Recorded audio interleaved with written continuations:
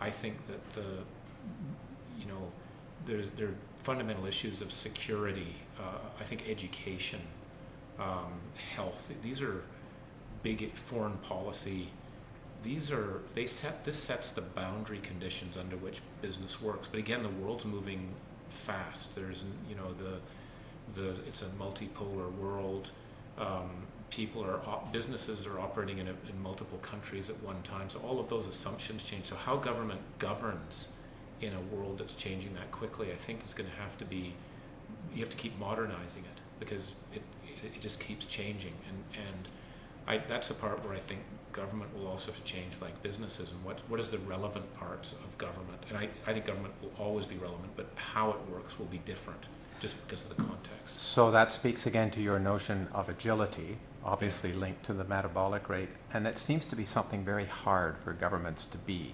Yeah. So can you elaborate on the term, because you had a very nice definition in your speech, the example of the torpedoes. Yeah. And then do you have thoughts as to why it's sort of difficult for governments to get there? I think, one of the reasons I think it's difficult at times for governments to be agile is the culture, because I think there's a culture of not wanting to make mistakes. We're very professional, we do it right. There's lots of, the committees that check on whether you've done things properly or not are unbelievable. I just sort of say, and that makes you less bold about wanting to try new things. And so I think that's a different context. In many businesses, there's regulations and so forth, but I think there's far more degrees of freedom, perceived freedom, to try new things. And there's the classic model, the 3M, the company that made the Post-it note. People know this.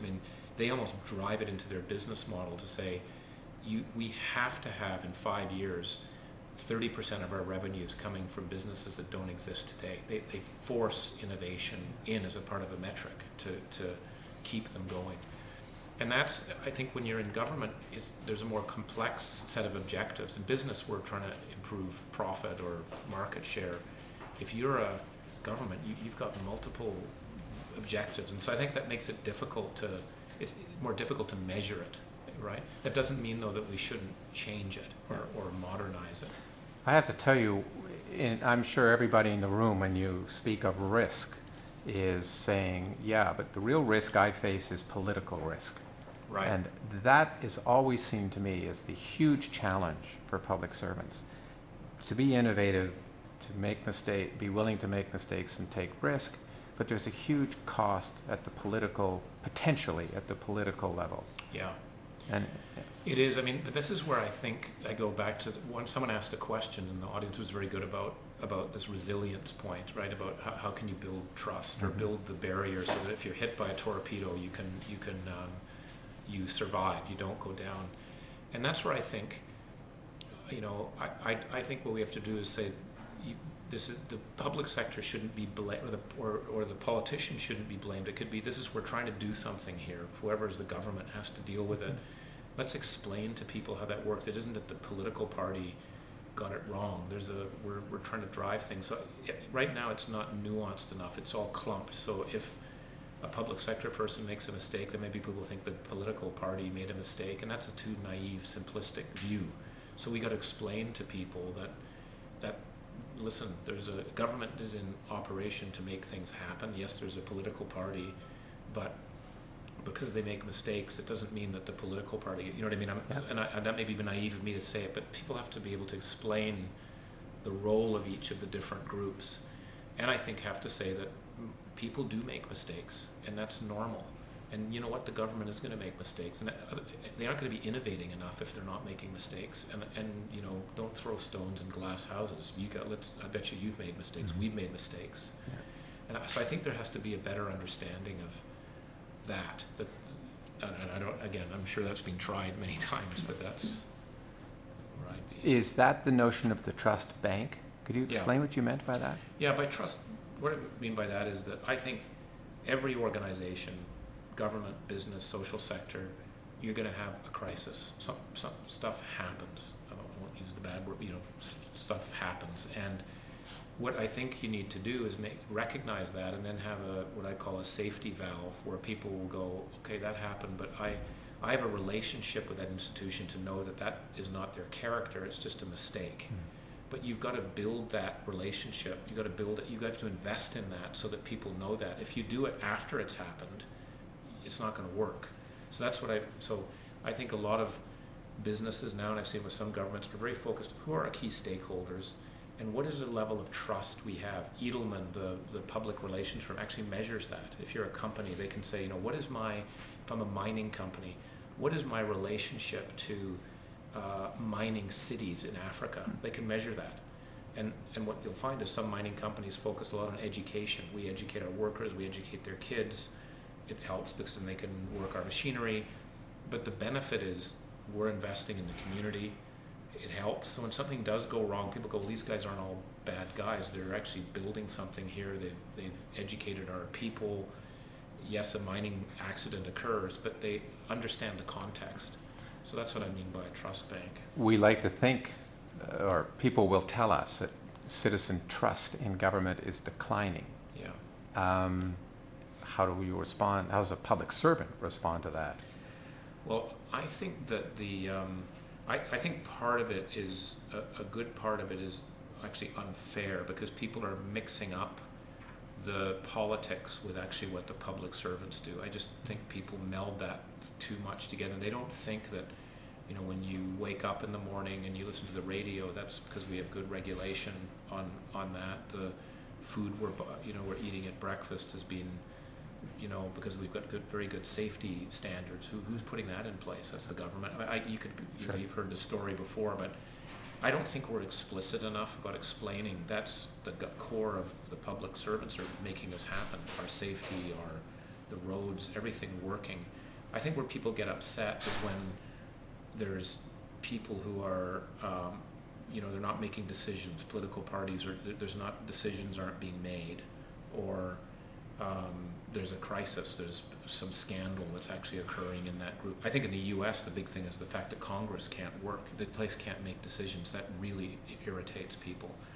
I don't think we've had that as much in Canada, but it's unfortunately the Ford, the Toronto, these strange guys doing this stuff that damage it. Unfortunately, that's not public, but they get tarred with that. So I think we have to do a much better job of explaining to Canadians just the range of things that people are dealing with. I mean, the fact that Canada's in the Philippines helping with this disaster, I think that means a lot to Canadians.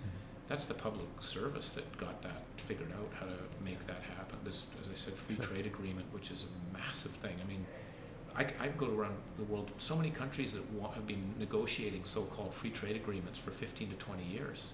This has been done. So I think we have to do a different job of trying to explain to the population how that works. That's the day-to-day. And I think the trust level is more when there's scandals or there's, like the Senate issue.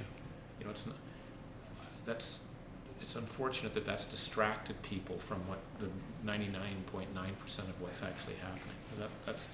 That's more from a citizen point of view, maybe.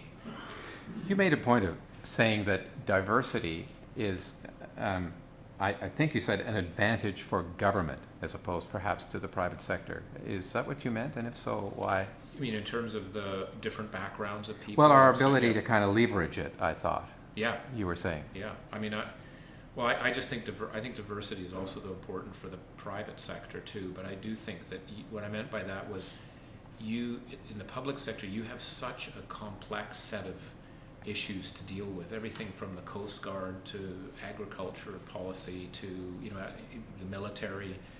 I actually think that you get better innovation and ideas when you have complexity.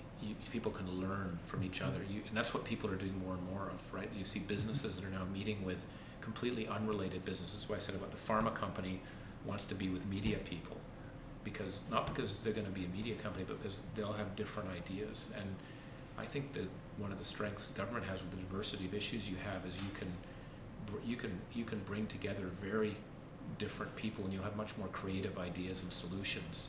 And that's why I think moving people around is very important in government too, which I think the government does quite well. And you also made the point of engaging young people. Yeah, I just think that. I think all organizations are under leveraging the talent, young talent. And I think that, as I mentioned, getting people who've only been in the public sector for 2 years or 3 years to think about literally what should the public sector's strategy be for the next 10 to 15 years. But they may say, like, people say, what right do those guys have? They don't know. But you know what? They'll have very interesting, provocative ideas, and that it gets them to learn and know more, and you'd be surprised at the ideas. And we see that now, and a lot of private sector companies are really trying to tap into the young, early talent.